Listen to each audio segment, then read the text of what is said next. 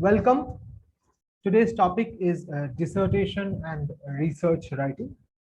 Uh, for those of you who don't know what a dissertation is a long research project which is generally done under the supervision of a guide or multiple guides. Back in 2000, back in the first few years of this century and for the last entire century and beyond before that, dissertations only were limited to the MPhil and the PhD level. But with time, they have been incorporated into the master degree curricula, and some colleges and universities have included them even at the bachelor's level. Right. So I guess in a way, this is for everyone.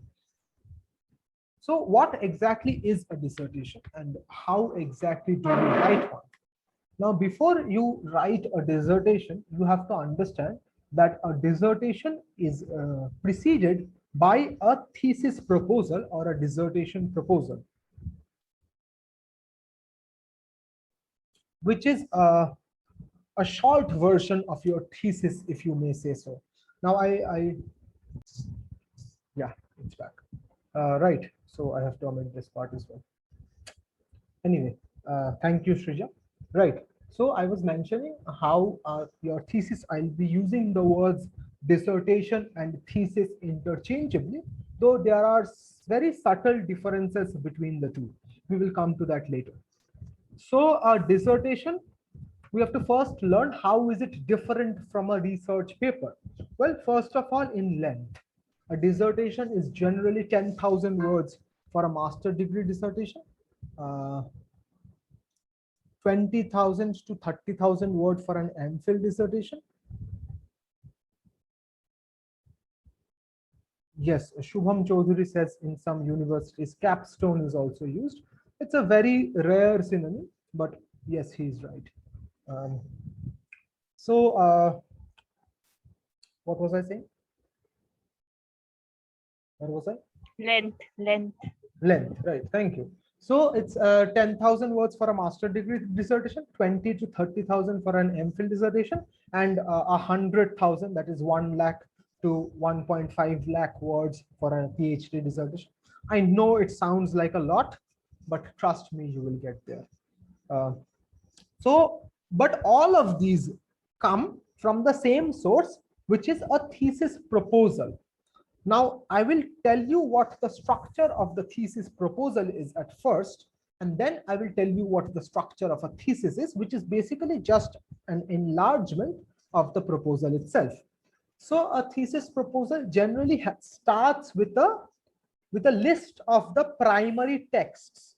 Now, what are primary texts? Primary texts are the ones, say the books, the movies, the TV shows, the memes, the newspapers, which you will read closely for your thesis. Those are your primary texts. So it starts with a list of primary texts and a defense for their choice. That is, why have you chosen these texts against everything else in the world? Right. I know it sounds a lot, but it's not that difficult. That is the first thing. Second thing is your hypothesis and your research question. Now, this is a very crucial part. Many people assume that your research question you will find out by asking your supervisor or by asking your guide. That is not true. You have to find out your research question yourself. So now, for those of you who are wondering how to get about your finding out your research question, I was talking about this to someone the other day, that you have to basically follow a procedure which is called trial and error. Wherever you are right now, just take a small notebook and make a list of everything which intrigues you. It could be something as basic as say Gitanjali, or something as complicated as Kristeva's criticism of Lacan. Whatever it may be, whatever it is that interests you, you should note that down. And what will you do after noting it down? You will try to read up more about it, whatever is not there in your syllabus. See, you have to understand that our mentality, especially in India, where our merit is uh, calculated using our marks, we are made to love what is there in our syllabus. Otherwise, we know we won't pass or we won't get first class. So your first job is to read something about that topic or that author which is not there in your syllabus, and then continue that process. You will find that in this process, automatically 4 out of 6 of your interest areas have managed to fade out or have managed to drizzle out into small research papers and not a big research question. Now, in this context, some of you might be wondering, how do I know if a research question is good enough for an MPhil or a PhD? Generally, MA dissertations, people generally sail with the questions. That is, generally there is not much counter because there is no defense. Again, I know there are exceptions. In general, I'm speaking, there is no defense.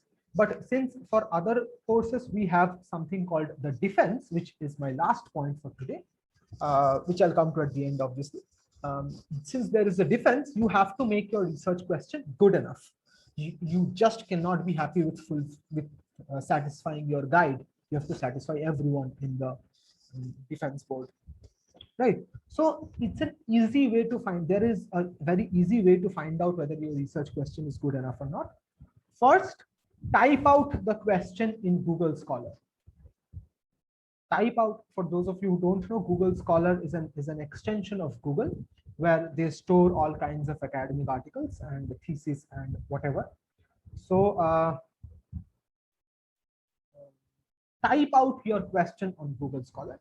If you find out there is a lot of material already available on it, then your question is probably not a very good one.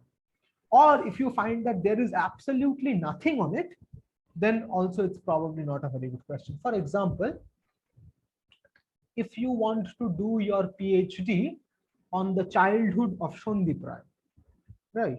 That's not a very good PhD. But if you want to do your PhD on a comparative analysis of the childhoods of Upendra Kishore, Shukumar, Satyajit, and Shondip, and compare it to the children's literature they have produced or failed to produce, that will be a very good PhD topic. I think, I have never Googled this. This is just from the top of my head. That might be a very good PhD topic. Right. So the structure is the research question, and then you have to ask a question. Question like, how are these two related to each other, or are these two related to each other? The way they experienced their childhood, is that related to their production of children's literature? Are the two corollaries? Right. So you have to ask a question or procure an hypothesis that I think they are related, and I will test out through this thesis how they are related.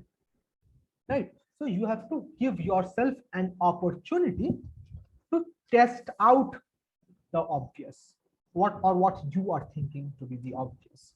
Right. So structure, hypothesis, and research question gone. Next comes literature review. Literature review is an analysis of almost all the critical material which has been written around, about, and on the topic which you are focusing on. Right. So here again, I'll be using an example from my thesis, the thesis which I am writing, which is basically a structural analysis of the translation of riddles from Bengali to English in the novels, short stories, and narratives of Feluda by Satyajit Ray. Right. So in my dissertation, the literature review consists of the translation studies reader, which is written by Lawrence Venuti, a specific article called which compares each and every Bengali translation to English with the English one. It's written by Trishita Ghosh and published in Jadavpur Journal of Linguistics. It contains a Bengali article which is called Thelu or Heali, which has been recently published in the Akai Aksho section of Antorip, written by Prosenjit Dasgupta, and many more. Point is, you have to find out everything that has been written on your paper, on, around, and about your topic, but you just have to find out. You don't necessarily have to read everything. Yes, I'm telling you this, you don't necessarily have to read everything. And definitely you don't have to write about everything. That the second part I'm more sure about. First, I'm probably giving you a shortcut, but second is a rule. In your literature review for your MPhil thesis, you cannot include more than 10 pieces, I think. My supervisor suggested that I don't include anything more than 10. For PhD, the limit is, I think, 15 or 18. Right. So of course, if you're suppose if you're working on something bigger, there might be 100 pieces of work on your topic. So you have to pick and choose which ones are the most relevant. And what exactly do you do in a literature review? In a literature review, you give a very short, like half a paragraph summary of what that essay is about. And the rest half of the paragraph, you will say, and this is the key part, summary everyone can give. This is the key part. You will tell how your work is going to be different than theirs, or an addition to theirs, or a counter to theirs. So basically, how your work is contributing to the progress which they have already made. How your work is not a copy of their work. How your work is an addition, negotiation, or a counter. Right? That is literature review. And you have to read a lot for it. Not everything, but still a lot. And then you have to pick and choose. Right? Then comes the methodology. For those of you here who are from the English, who study English, I will suggest a book, Research Methods for English Studies, written by Gabriel Griffin. You will easily find it on LibGen. You can read that book. It is absolutely beautiful. It has given me a great many insights, and I have used it in my thesis copiously. For those of you who are from other subjects, though I don't know if anyone is here from any others, I can see one. If anyone is here from any other subject, you can easily Aritra Basu. Yes, I'll just type out the name on in the chat box. Srijoni, yes, I know you are from a different subject.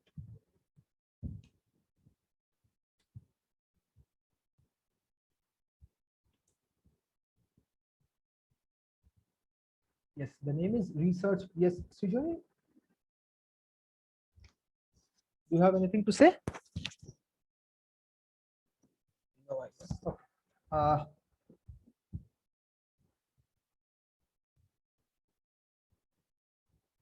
Right. So then comes the methodology. Now, whether methodology is generally divided into two parts. One is an on-field methodology, which is the other name for which is a field work. The other is off-field methodology, which is a textual methodology. Right. So as far as I am concerned, I have 0, maybe even -5 experience in field work. Not -5, I did a survey once, maybe 0 then. Experience in field work, therefore I will not comment on it. As far as textual methodology goes, the common ones, as far as English literature is concerned, are generally the theories, like a structuralist methodology, a psychoanalytic methodology, a feminist methodology, a Marxist methodology. For those of you, if there is someone here who doesn't know what these are, I would suggest you start with a book called Beginning Theory by Peter Barry. It is a brilliant book for starters. And if you have completed reading that book, there's a brilliant bibliography at its end. Start reading from there. All of these theories are, almost all of these theories have separate books, separate courses, separate experts, separate lecture series. Everything is available on the internet. So just find out what these are. And if you don't know what these are, probably you need to learn before you select your methodology. But the most common methodology, in my very limited knowledge, is a textual reading or a close reading. right? You will do a close reading of this and find the similarities and the differences, and question whether A is an interpretation of B or whether A is a simulacrum of B, and things like that. Srijoni, I'm sorry if you have lost connection. Maybe you can check it out on YouTube later. Repeating is not really a good idea. But I'll be very brief. Methodology divided into two types. First is, oh, okay, sure, you have said sure. Okay, thank you.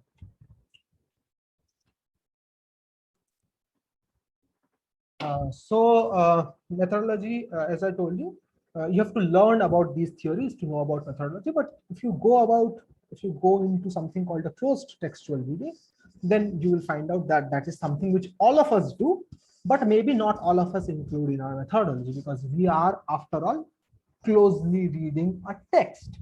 That is what we are doing, right?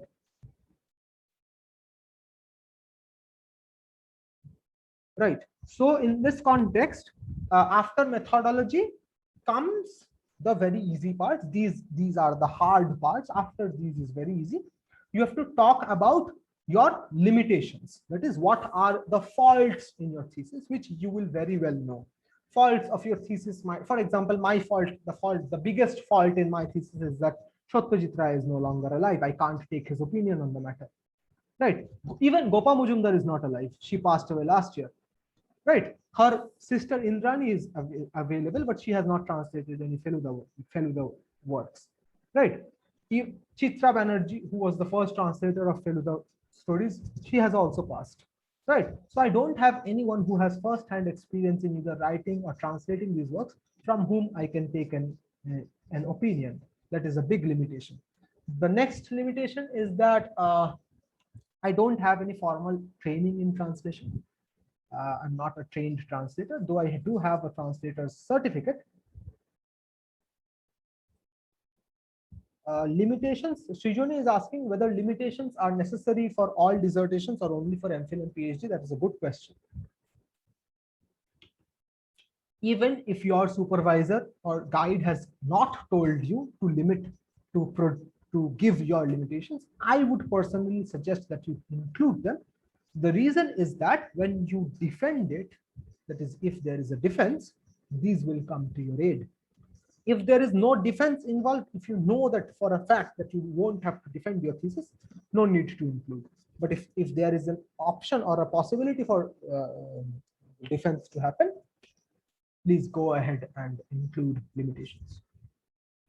Right. So in this context, I know some of you are wondering how exactly is a research proposal different from a SOP or from a writing sample for those of you who are interested to pursue your higher studies outside India, or even in India for that matter. Some universities are now asking for SOPs.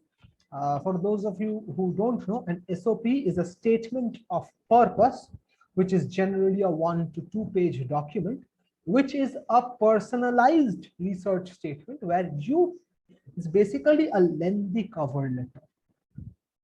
Right, it's basically a lengthy cover letter for yourself and your research. And the writing sample is basically any of your research work, which has been preferably published. You can send it as a writing sample. Right. So the difference is that a proposal is very lengthy and SOP is not. An SOP doesn't contain a much of lit review. The structure of an SOP we will talk about someday later, or maybe at the end of today's discussion if anyone is interested. So this is the difference a dissertation has from an SOP. The next question, which I have listed here, is probably why most of you are here, is how do we manage to find these pieces of work? How do we manage to locate the 100 articles which have been published on, around, and about my topic? I guess that is the reason why most of you are here. Just a second.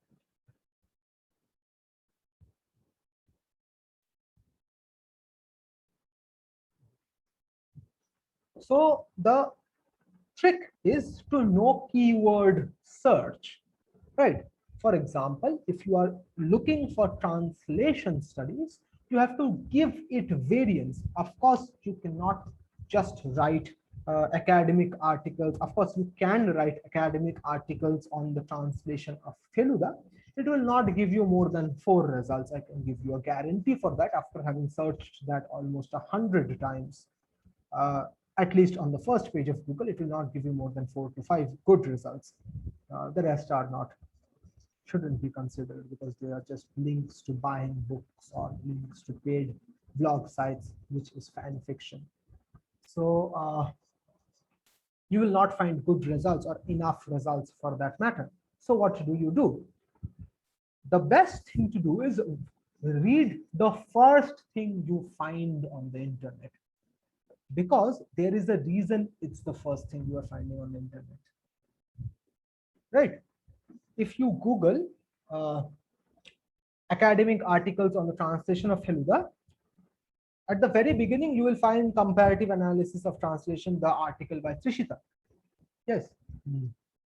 Read whatever is there on the first, whatever is the first entry on the first page of Google, read that. Right. That is my first advice to you.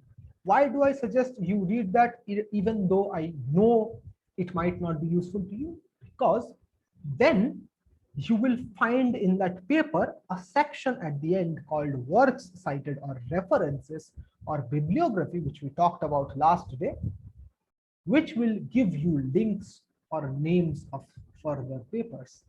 It's basically the first step and the most important step here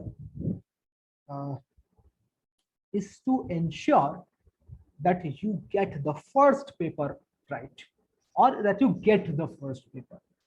If there are, say, 17 items listed in the bibliography, you have to read, and here is another trick for you. You have to read a title and know whether it's useful for you or not. Otherwise, if you want to read the article and find out, you will never finish your lit review in your entire life. I can give you a guarantee of that. If you keep reading entire articles to find out whether they're useful for you or not, very low chances of you finishing it. So either you read the title, or at most you can read the abstract. We talked about abstract last year, right? So for those of you who are here first time and were not here last year, you can check it out on YouTube. It's called Academic Writing, the Why and the How. There I have talked about abstract and keyword selection. So I'll leave a link in the description for this YouTube video as well. So your first job is to make that first breakthrough. Once you do that, you will find tons of material already located for you by that writer. Then you will read those 5 out of 17 which you have thought to be useful. In those 5, you will find 17 into 5, let's say 20 into 5, because I'm weak in maths, 100 articles, from which you will find 1,000 more articles, right? Every article you read, before reading, read the bibliography. This is a trick which, again, the research world does not want you to know.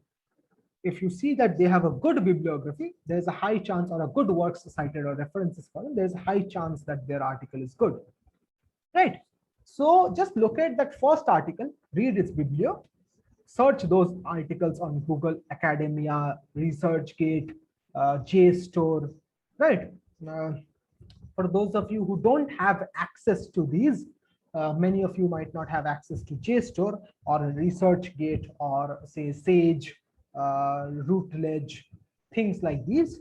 Sci-Hub, SISCYHUB, is a good place for you to find these articles. You can paste the DOI, which is the digital object identifier, onto the Sci-Hub search button, and they will then give you a downloadable PDF, right? Even then, if you don't find, there is a Facebook group. I'll type out its name in the chat box.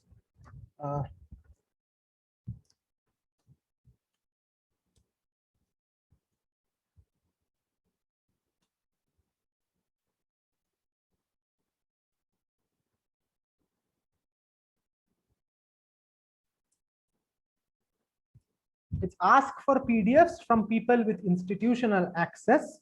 It's a brilliant group, and it has saved my life quite a few number of times. And Also for some other people here, I know that it has. If you are not a member of this group, highly recommend this group to you. It has people from all over the world who have access to almost everything that could possibly be accessed. Yes, Shubham has made a very good point. Even LibGen has a similar scientific articles search. LibGen, for those of you who don't know, is Library Genesis, is an online illegal depository. Again, this is an information I didn't know until very recently. It's illegal, by the way, LibGen, also Sci-Hub, so beware of that. It's an illegal depository of books and articles. There's also a section in LibGen where you can search for articles, but it's not generally very useful for humanities related articles. I've tried that a few times, didn't really work out for me.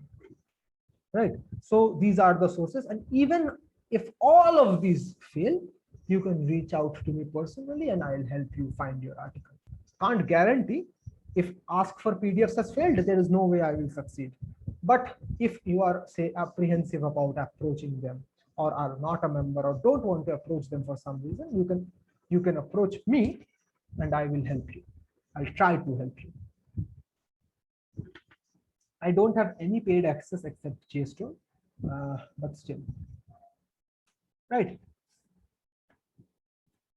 Next, I will answer a question which I have been asked at least 4 times in my life.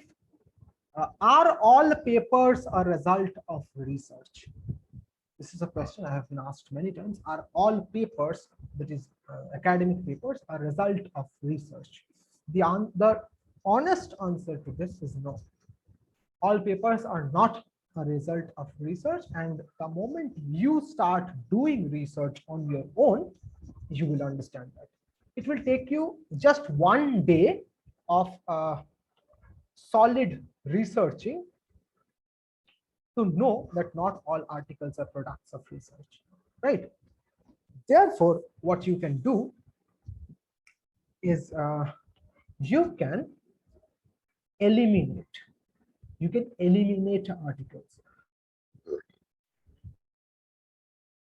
How will you eliminate articles? It's very easy. You will first look at where are they published, and then you will easily be able to tell if that is a good article or not, right? If it's published in a hereditary online shady journal, high chance that it's not a product of research, but a getaway to score publication points. Spoiler alert, even I have one of those.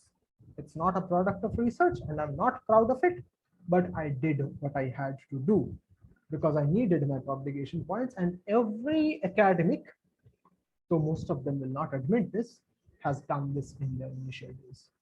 Almost every, not all, almost every academic has done this. They have published works in shady journals just to get those 2 points, which is very crucial in these conditions.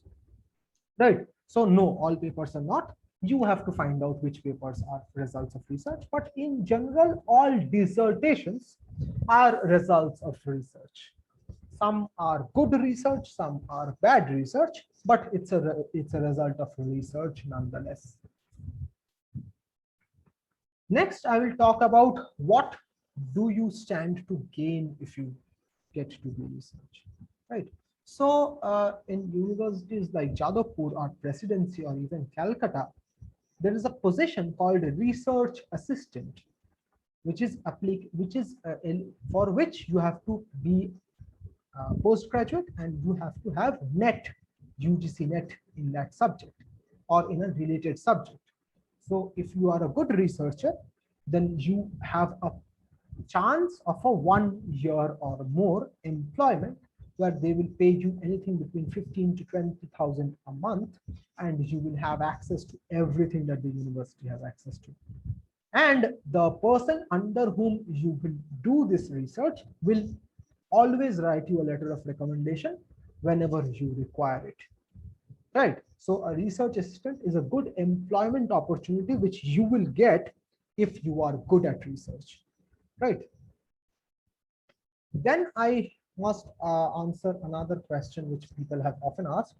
Why am I doing an MPhil? especially when it has been discontinued by the central government under the NEP 2020. First things first, when I started it, it was not cancelled.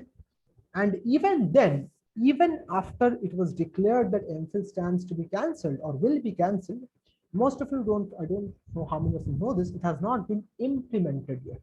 That is the reason why universities like Jadavpur, Calcutta, DU, UOH, that is the University of Hyderabad, and all other universities are still taking MPhil students.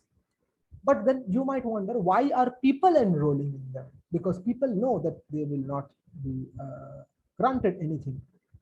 I don't know. I absolutely don't know why people are enrolling. Next is the question of PhD. The question of PhD, where you wonder, where do I want to do my PhD? Honestly, makes a very little difference. Right. I'll give you an example. A senior of mine, a very, very respectable senior of mine, I even name him because he's a very honorable figure in my life. His name is Dr. Bipro Narayan Bhattacharya. He was the first PhD scholar from a university in North Bengal called Kazi Nazrul University. Many of you might not even know the name of that university. He has done his PhD from that, and he was the first person in that entire university who did his PhD from there. And he is now an assistant professor in a government college. He was an assistant professor before he completed his PhD, but he has completed his PhD since then. Now, many of you might wonder, this might not be the best place to do your PhD from. Point is, it doesn't make a difference. His PhD was brilliant nonetheless. I can give you personal guarantee that it's easily the best, one of the best PhDs which was published or submitted in his year. Right?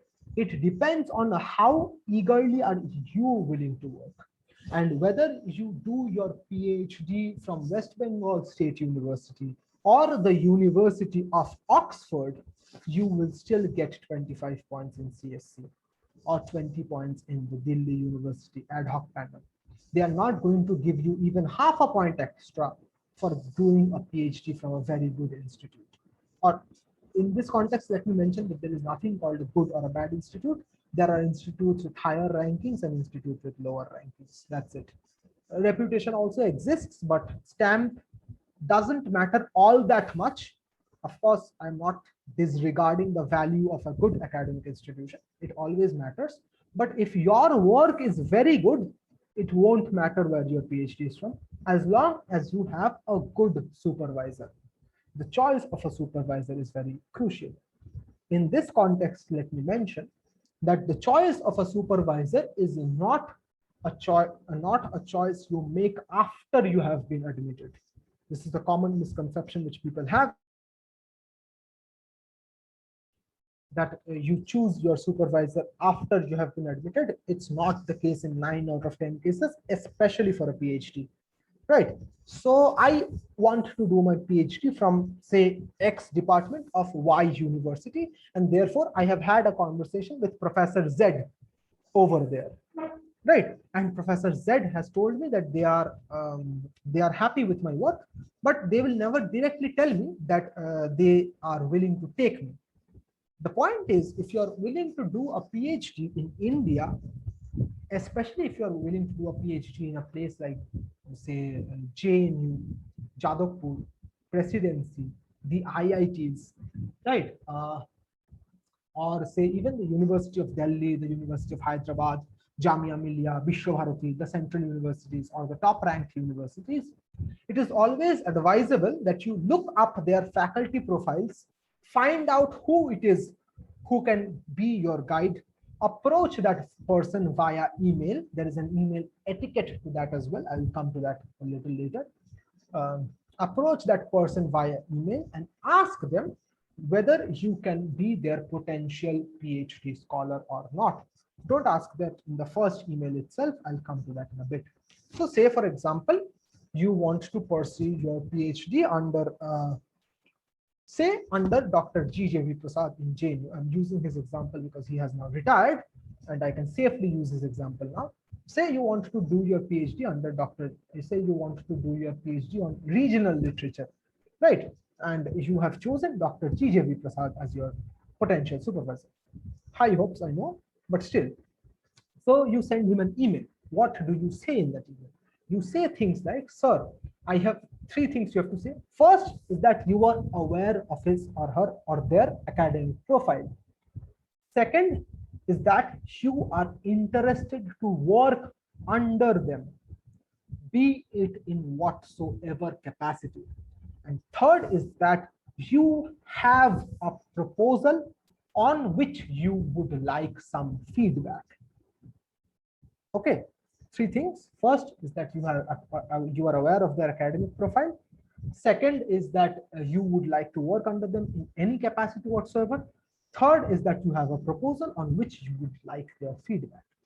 If you say these three things, 2 out of 5 people will give you a positive reply.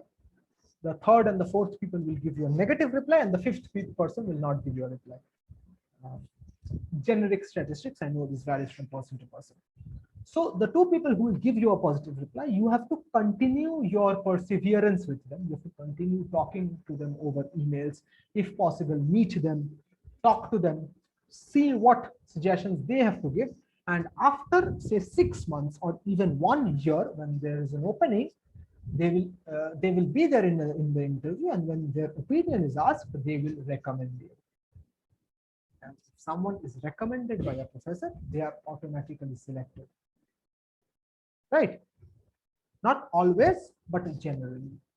That is the way in which you approach a supervisor. Spoiler warning, approaching a supervisor can be very demotivating. It could be very disappointing because there will be a lot of people who will not reply. There will be a lot of people who will say that your proposal is worthless. There will be a lot of people who will say your proposal is meaningless. It doesn't have any merit. Things like that, a lot of people will say. My only advice is what in Bengali we call translation, for which would be put it through your 1 year and exhale it through the other. Right? So don't listen to people who say things like you are not good enough. They might, I'm not saying that they are right or wrong. I'm not taking any sides. I am just saying, even if there is negative feedback, don't take it personally. Because 2 things. One is they might be aware of better proposals, very possible. 2 is they have not read your proposal fully. That's actually what happens in most cases. They don't read it fully, and they just give your judgment based on the first 2-3 paragraphs. So don't get disheartened. If someone offers you sincere, honest, yet blatant criticism, which I am very infamous for doing myself. If Shammo is not here, if Shammo were here, he would have told you that I am very famous for giving very blatant, honest criticism. But constructive criticism as to how you can improve, if someone gives you that, even if the summary of the constructive criticism is that you have done very poorly, take that. But if someone just tells you you have done badly and doesn't point out how, or doesn't point out how you can improve, there's no point in listening to that. Right?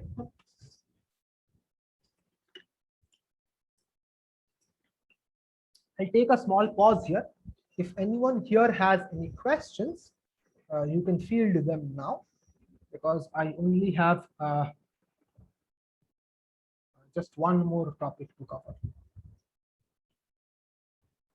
This is not like academic writing where I can go on for ages. If anyone has any questions, you can field them now.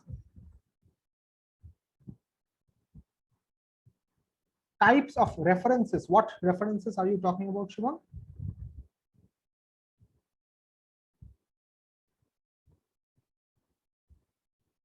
No, I have already discussed them in my last discussion. You can refer to the YouTube video where I have talked about citations, references, and everything else is there on my academic writing talk. I'll put a link in the description of this video when it's uploaded on YouTube. Yes, that's fine. You can listen to it on YouTube. Anyone else has any questions? Structure of SOP, Srimoi is asking, structure of SOP. Fair enough. An SOP or a statement of purpose. Okay, let's see. Srijoni, I'll come to your question. Others, please keep typing your questions if you have any. Structure of an SOP is basically first paragraph is a brief introduction or a summary of yourself as a research writer. Right, your summary as a research writer.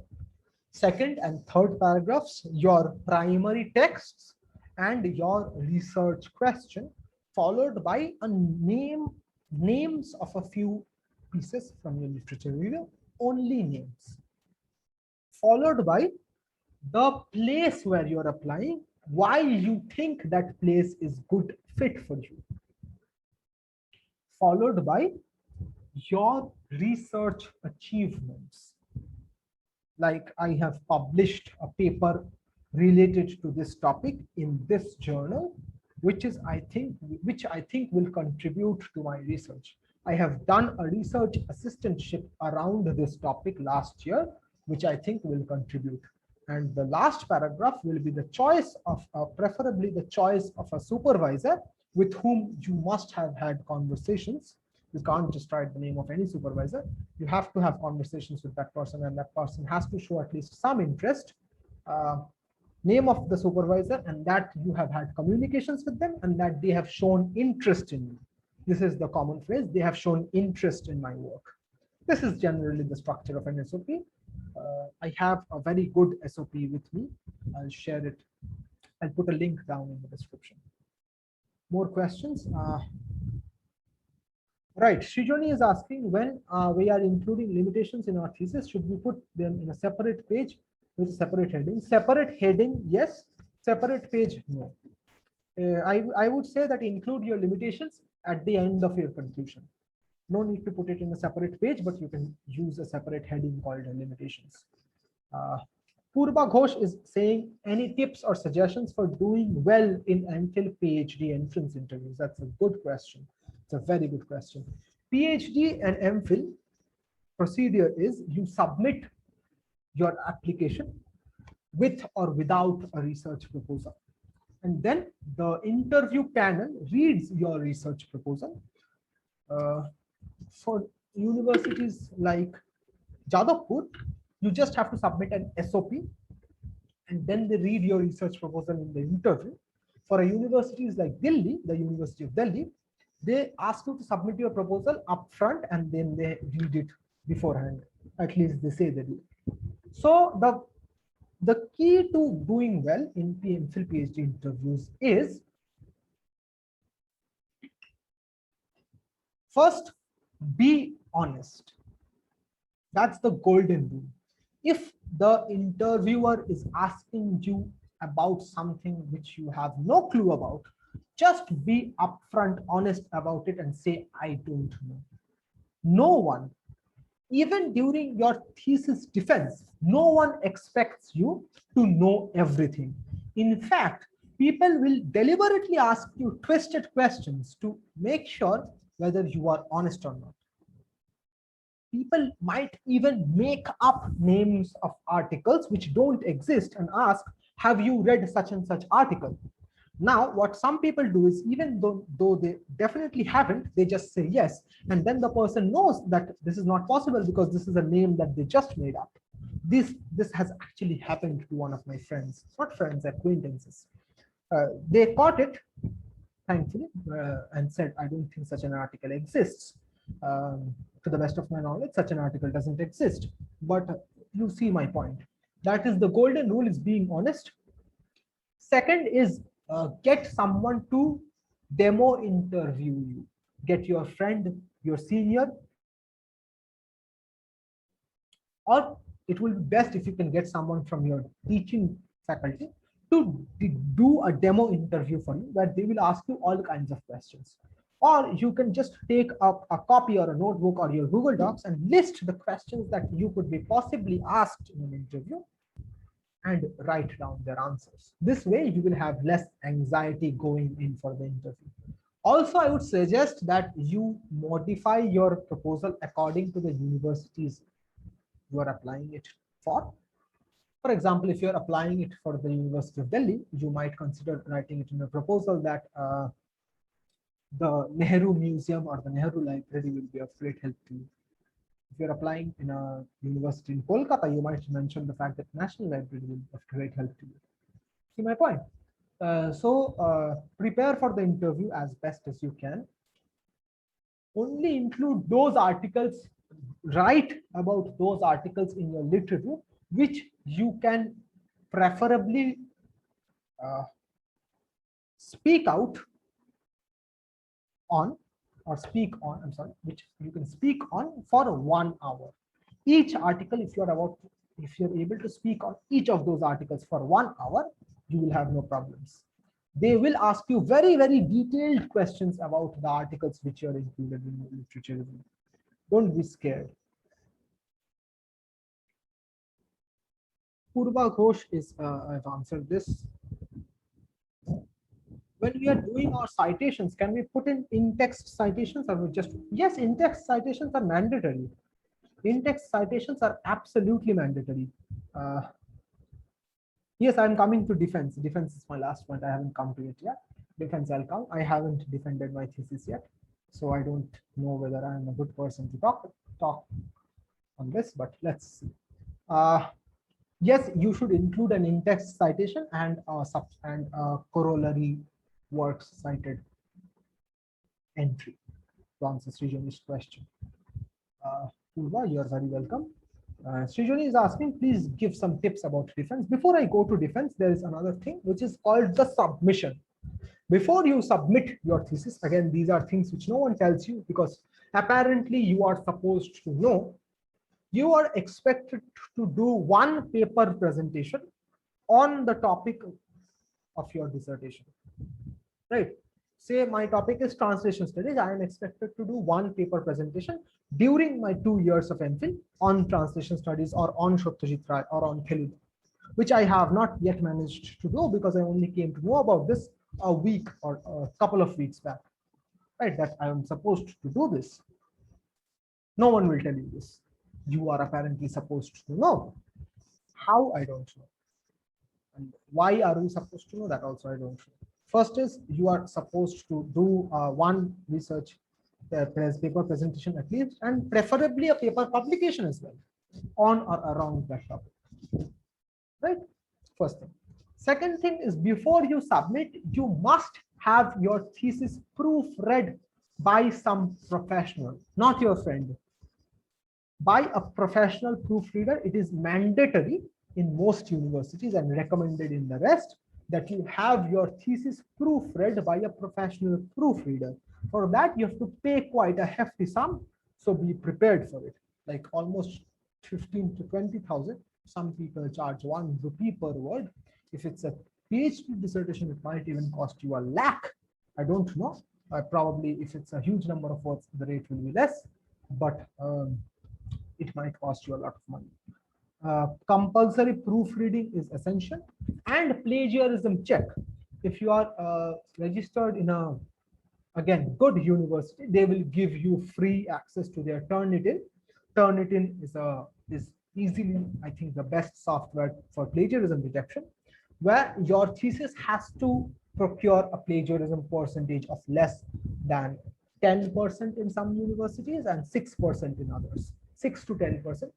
10% lesser than 10 is fine. Some universities allow 20. The percentage of plagiarism which is allowed in your thesis will be told to you by your guide, right? Now, what is plagiarism? If someone doesn't know, plagiarism is copying from someone else without giving them credit. Now, if you have given credit, then it is not plagiarism, it's the percentage of quotes. That is also different, right? Thing is, even without copying from someone, it can often happen that the same idea has occurred to 2 people or to 100 people. It's very much possible. That's why they allow a certain limit of plagiarism. It's not the same as the percentage of quotes, which is a little higher. I think it's closer to 20. Plagiarism is closer to 10. So basically, you have to write 70% of your thesis if you think about it very carefully. So this is the rule of submission.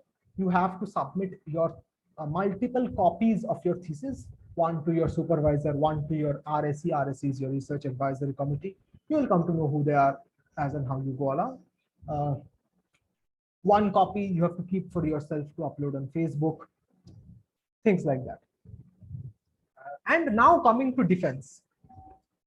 For defense, you have to be at least 50 times more prepared than you were in your interview. And this is not an exaggeration. 50 times more prepared than you were in your interview. Because now you have spent, if it's an MPhil 2 and if it's an PhD 3 to 5 years researching on that topic and that topic alone. At least that is what assumed. That is what is assumed. That you have spent 2 to 5 years researching on that topic alone. Therefore, you should be, and I'm not being sarcastic here, you should be an expert on it. Therefore, I would suggest that you compulsorily read everything that you have listed in your bibliography. No two ways about it. You have to work hard. You have to read those 100 books, which I told you during the lit review. Remember that you don't have to read everything. Now you have to. This is why I told you that then you didn't have to. Now, because I knew that when I will come to defense, I will tell that eventually you have to. Then why did I not suggest that you read it at the beginning? First things first, if you read it in 2019, you won't remember it in 2021 or 22 or 23. You won't. Unless you are obviously Sheldon Cooper, which I don't think any one of us are. That's the first reason. Second is a more practical reason, is that just because you're writing a thesis proposal doesn't give you a guarantee that it will be accepted. It's a harsh truth of life. It doesn't give you a guarantee that it will be accepted. Therefore, I will suggest that you do only that much amount of work as is absolutely required. So the first rule for defense is read your bibliography from end to end. Second is the same procedure as your interview. Make a list of questions, make it again 10 times longer. If you know who the people in your research, in your defense committee will be, or if you have an idea of who they might be, look up their profiles, look up their published works, try to read a few of them. If you give them an answer from their own work, they are often impressed and they stop asking you questions. And this is a hack, not a solution. And in general, don't be afraid.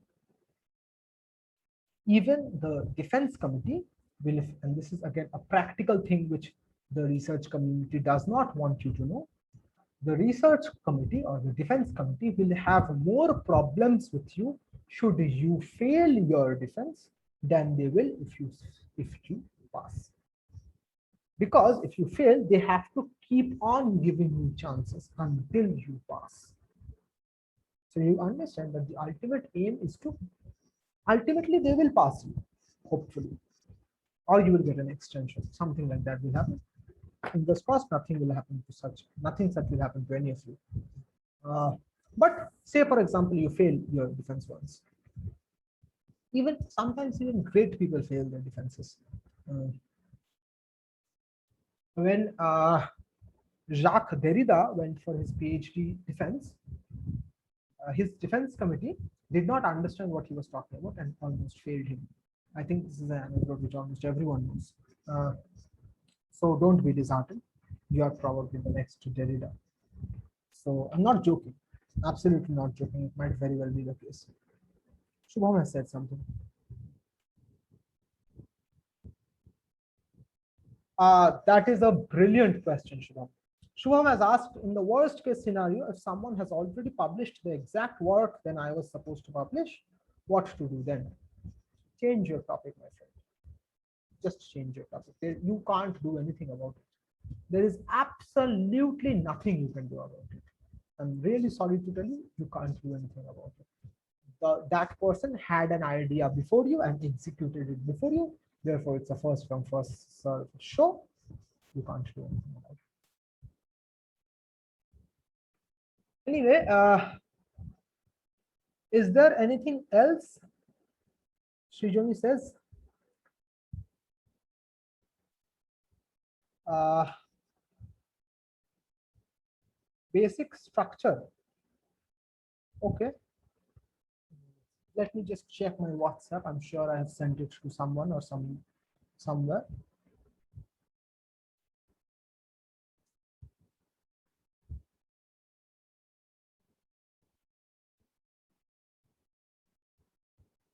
Just give me a second.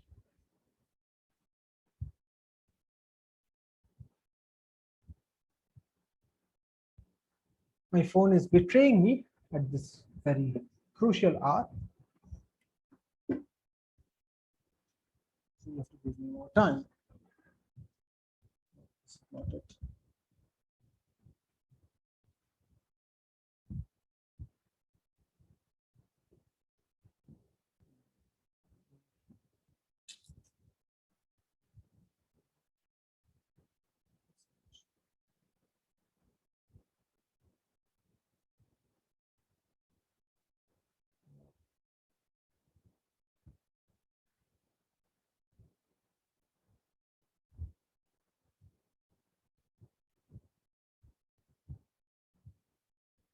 Yes, I got it.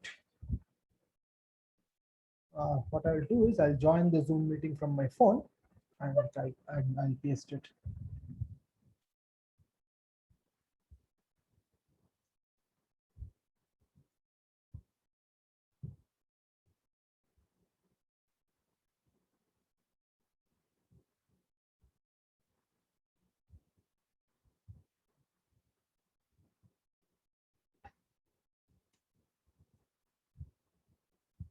This, I think, suffices. Uh,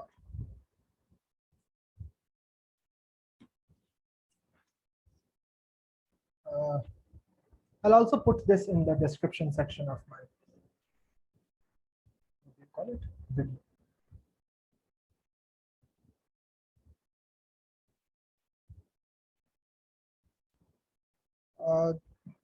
Any more questions?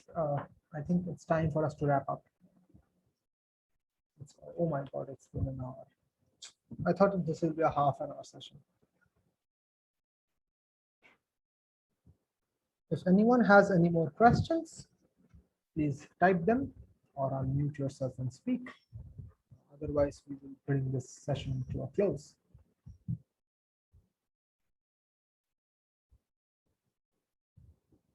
No more questions, then? Very well. Shrimoy, I've already mentioned that once. What you can do is you can send me a message on my, I'm sure you have my number or my email. And if anyone else has any questions, again, like last day, I will put down my email address. Shrimoy, please send me an email. I will reply you there because I've already talked about that once. Anything else?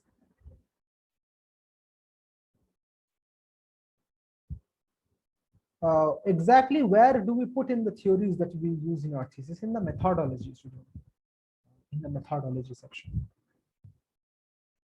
No, it's not a part of literature review, it's a part of methodology.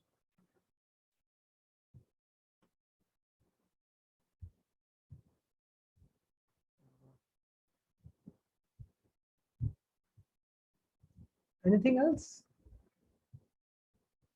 Okay, for those of you who took time to come to my talk, thank you so much. If there is anything else you would like to know about, please leave me an email. I will, from now on, I'll probably be uploading YouTube videos only and not Zoom calls. Anyway, thank you for coming and thank you, Sujan. Thank you for coming and hasta la vista.